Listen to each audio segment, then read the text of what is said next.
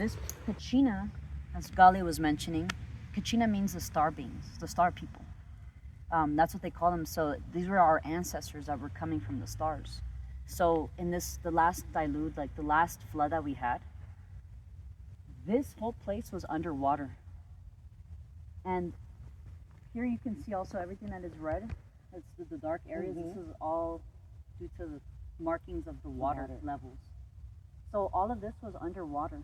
Before this last fourth world began, it was being prepared. This land was being prepared and nurtured and set the intentions for the people of the earth to once again come from underground, because in the last flood they were basically foretold by the Kachina, by the star beings, to prepare, because there was going to be a destruction of the earth, because our ancestors, they understood the cycles, they studied time, they studied the cosmos, and they were able to understand that everything was in patterns and cycles, cyclical and things. So the last flood that happened, the story goes that the Kachina basically prepared this place, and then right behind the Kachina there's little kivas, which is like holes, right, that are underground, like wombs, and they came out once the waters receded and the fourth world was ready to emerge.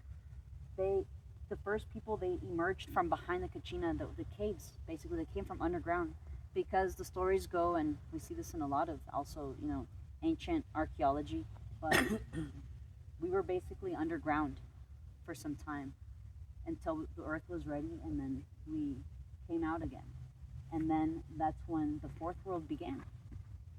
And this has happened many times, and then the Hopi, for instance, over in the Grand Canyon, they also have stories of kivas over there, holes basically, where they came out after that the waters, receded and everything was cleared.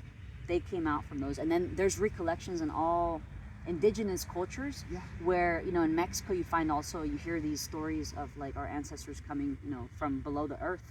So this is, again, it's foretold in different traditions and cultures.